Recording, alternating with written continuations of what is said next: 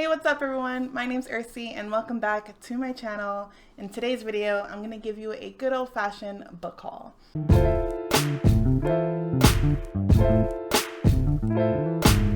So for the past few months, I've acquired a few books that I've added to my collection.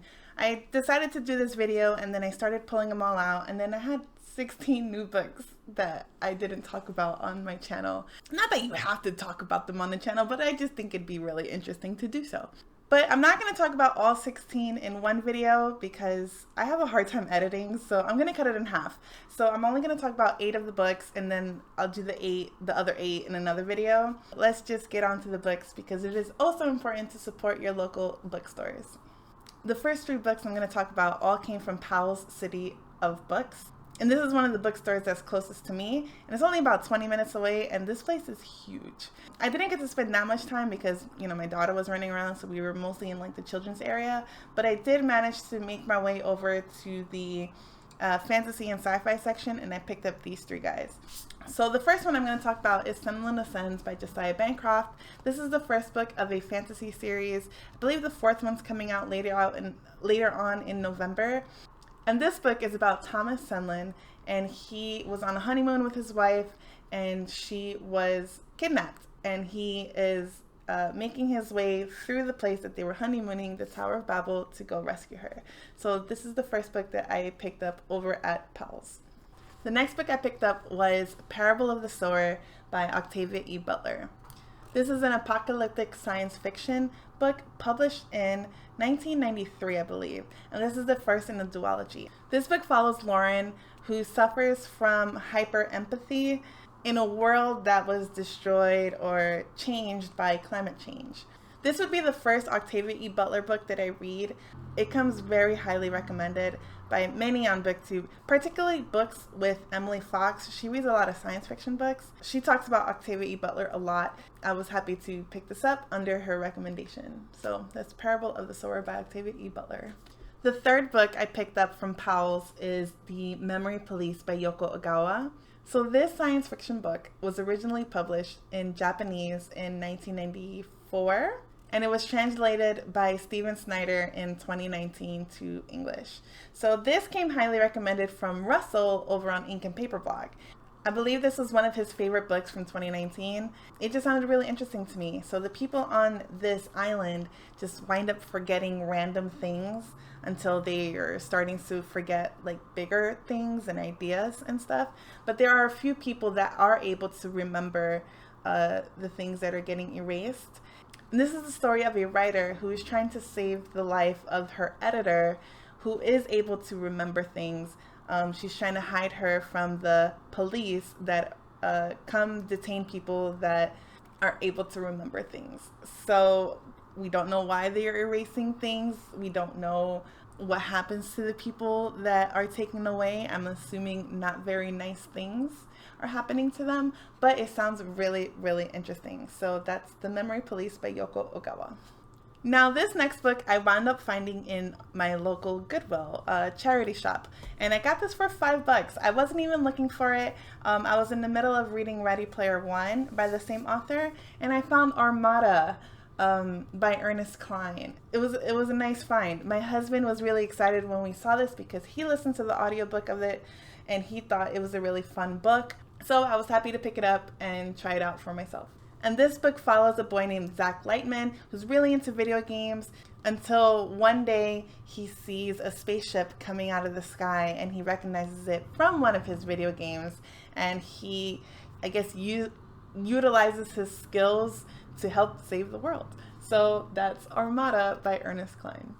2 children's books that I wound up finding also at the charity shop, but like a different one, was James and the Giant Peach by Roald Dahl and Holes by Louis Sachar. The reason why I picked up both of these books was purely nostalgia. I used to watch both of these movies way back in the day. This was the one with the movie with Shia LaBeouf, and this one was like an animated movie.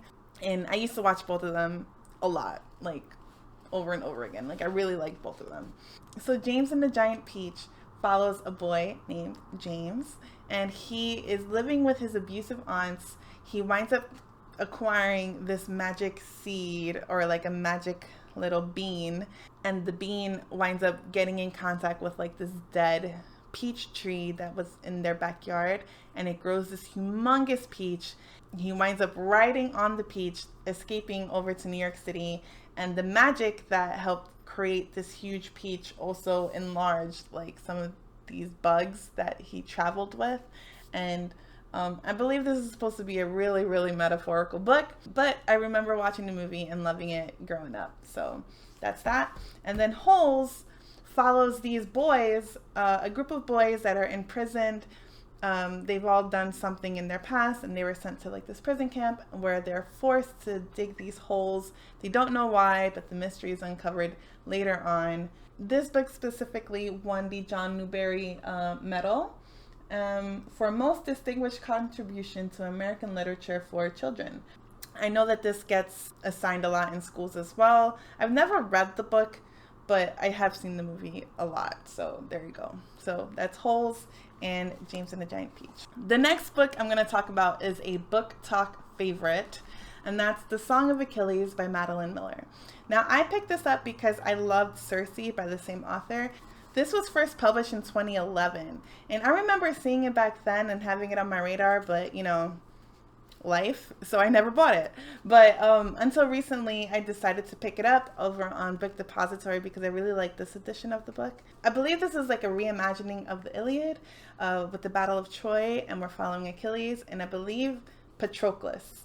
So I don't know what's going to happen, but I'm assuming it's going to be kind of like a closer perspective of the events of the Iliad, but from Achilles' perspective. So we'll see how it goes. So that's The Song of Achilles. The last book I'm going to talk about in this video is The Fifth Season by N.K. Jemisin. And this is the first book of a fantasy series written by her, and it was published in 2015. Now, I'm assuming because it is called the Broken Earth Trilogy that the Earth is broken. That's what I'm going to go with.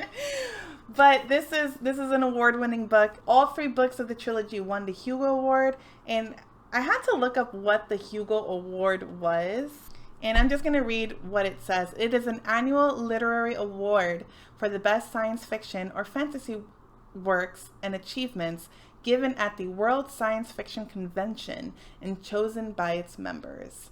So, award-winning book. All 3 books of the series winning this award. When it comes to books that are recommended pretty regularly on BookTube, I tend to give them a chance because if a lot of people are liking them, then I'm assuming it's going to be a good book. I would hope so. I would hope people aren't lying to me online. But we shall see.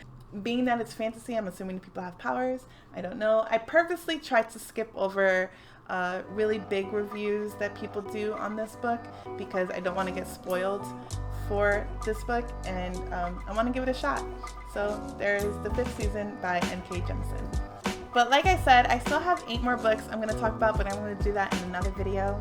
Let me know in the comments if you've read any of these books. What did you think of them? Are you looking forward to reading any of these books? Let me know your thoughts in the comments. Give this video a like if you enjoyed it, and subscribe if you want to see more. And I hope you guys have an amazing day, and I'll talk to you guys soon. Bye.